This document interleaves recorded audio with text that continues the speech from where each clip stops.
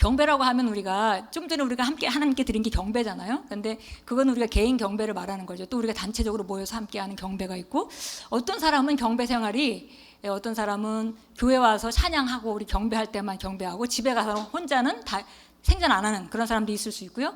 어쩌면 집에 가서 또 개인 경배를 잘 하시는 분도 있죠.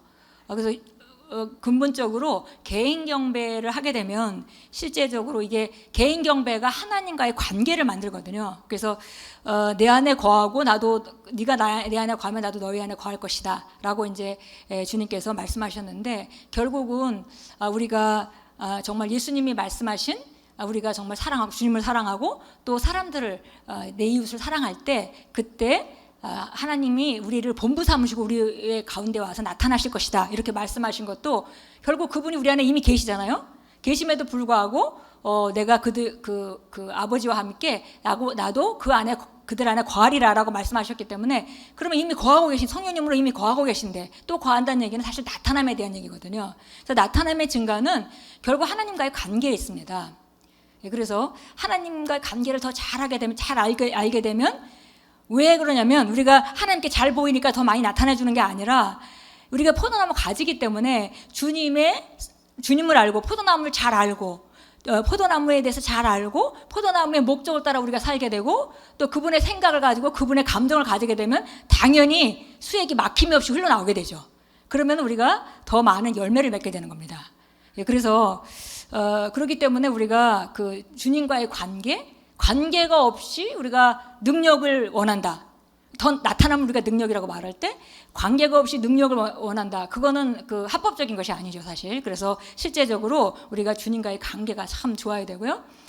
관계는 정말 교회 열심히 나온다고 해서 관계가 좋아지는 것은 아닙니다. 물론 열심히 나오면 하나님의 말씀을 듣게 되고 알게 되고 갈망이 있기 때문에 경험하게 되니까 그분을 더 알아가겠죠. 그러나 우리가 누가복음에 나오는 탕자의 비유와 같이 첫째 아들은 아버지를 떠난 적이 없이 정말 충성을 다했습니다. 그러나 진짜 아버지 심정을 알지 못했어요. 오히려 탕자는 그 재산을 받아서 나가서 나쁜 일을 하면서 다 탕진했지만 돌아오고 나서는 아버지를 그만큼 알게 된 거죠. 아버지께서 얼만큼 나의 아버지가 나를 조건 없이, 내가 이렇게 정말 형편없는 상태가 돼서 그 주신 재산을, 아버지가 그렇게 힘들게 모았던 재산을 다 탕진하고 왔음에도 불구하고 아들로서 정말 조금도 거리낌이 없이 받아주시는 그 아버지를 경험하고, 그만큼 탕자 같은 경우는 돌아오면서 그 교제가 회복된 그런 사람이 됐습니다. 그런데 정말 불행히도 큰아들은 그곳에서 아버지를 떠나지 않고 계속 죽도록 충성하고 했지만은 진짜 아버지를 알지 못했죠. 그래서 관계는 형성되어 있었지만 교제가 없었기 때문에 진정한 관계가 될 수 없었던 거죠. 그래서 참된 관계는 아니었습니다. 그래서 결국은 우리가 주님과 관계는 다 아버지와 아들의 자리, 그 자리로 다 우리가 예수님으로 말미암아 초청을 받았는데, 그렇다면 나는 그 관계가 진정한 관계냐는 것이죠. 펠로우십이 잘 되는 관계냐. 그래서 하나님은 항상 본질을 말하는데, 우리는 항상, 늘 말씀드리지만 우리는 항상 그 방법을 찾고, 하나님이 무엇은 지시를 하고 계시는지 방법으로 우리가 접근하는 경향이 너무나 많습니다. 그래서 항상 하나님께서 이건 좋지 않은 것이 하지 마라 이러면 우리는 그건 나쁜 것이구나, 안 해야 되겠어 이렇게 하면 되는데, 그러면 어디까지 하면 되는데요? 어디까지는 괜찮나요? 이 일을 항상 묻는 거예요. 그렇게 직접적으로 묻지는 않는다 하더라도 태도가 항상 그렇게 접근을 합니다. 그래서 그런 접근이 바로 하나님과의 온전한 관계를 굉장히 세우지 못하게 하는 그런 관계죠. 그리고 그 사람은 계속 신앙생활하고 교회 열심히 나오고 주림에 열심히 나오고 나름대로 본인이 헌금도 하고 하면서 자기는 아버지와의 관계가 좋다고 생각할 거예요. 그런데 사실 아버지와 자녀의 관계이긴 하지만 그런 관계는 좋은 관계는 아니죠. 교제가 아주 잘 돼서 서로를 잘 아는 그런 관계는 아닙니다. 그래서 결국은 우리가 주님과의 관계 안에서 주님과 교제가 펠로우십이 잘 될 때 비로소 주님이 우리 삶 가운데 나타날 수 있는 거죠. 그러니까 결국은 우리 그 포도나무 가지를 통해서 열매를 맺을 수 있도록 우리가 제한을 받지 않는 사람으로 점점 더 변모해 가는 것입니다. 그래서 우리가 그 요한복음 15장 말씀이 점점 더 열매를 잘 맺도록 또 가지치기를 해주시는 그 아버지의 손길이 있고, 그런 것을 알 때 우리 삶 가운데 늘 전진하고 우리가 확장될 때 우리가 항상 통과하는 그런 어려움이 있습니다. 왜냐하면 내가 확장된다는 것은 결국 내가 할 수 없는 일을 도전해야 된다는 것이고, 그리고 그것을 통해서만이 내가 확장되는 것이죠. 예, 그래서 우리가 믿음의 싸움이 있을 수밖에 없고요. 믿음의 싸움도 없고 나는 아무것도 없이 난 매일 그냥 아무 일도 없다. 그러면 그 사람은 전진하고 있는 사람이 아닙니다. 예, 항상 믿음의 싸움을 싸워야 되고 그 다음에 싸움을 이겼기 때문에 더 확장되는 것이고요. 그래서 계속 우리가 나름대로 사람들마다 종류는 다르지만 계속 우리가 믿음의 싸움을 싸웁니다. 그런데 이 믿음의 싸움을 싸워서 믿음으로 막 선포하고 믿음으로 뭔가 취해가지고 금방 응답을 받는 경우도 있어요. 그러나 많은 경우에는 또 우리가 사실은 가지치기를 당하는 그런 기간 동안 그 기도 응답이 늦어지는 경우도 있죠. 그것은 바로 그래서 금방 응답을 받는 것은 우리 믿음에는 상당히 도움이 됩니다. 그러나 길게 그 응답이 길어져서 좀 시간이 걸리는 것은 믿음만 세워지는 것이 아니라 동시에 우리의 성품이 변하게 돼요. 예, 그래서 우리가 야고보서 1장 2절 말씀이 있죠. 네, 그 여러 가지 시험을 만날 때 너희가 그것을 모두 기쁨으로 여겨라.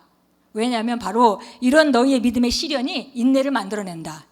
그리고 인내가 온전히 이루게 되면은 너희는 아무것도 해도 부족함이 없는 온전하고 잘 갖추어진 사람이 되게 된다.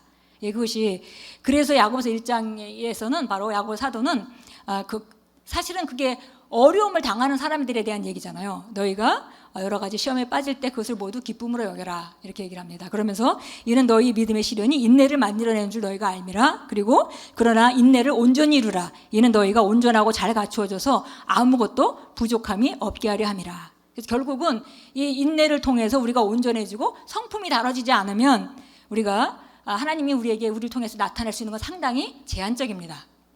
그러니까 그런 상황들을 통해서 우리가 성품이 다져지게 되잖아요. 인내를 배우고 정말 성령의 9가지 열매가 우리 삶 가운데 점점 더 맺혀지게 되고 그러면 하나님은 우리를 통해서 더 영광을 나타내실 수 있는 상태가 되는 거죠.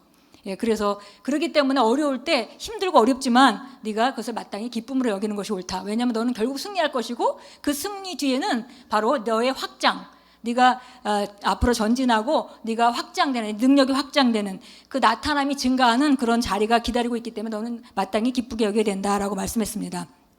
로마서 5장 3절은 우리 잘 아는 말씀입니다. 똑같은 말씀이 있어요.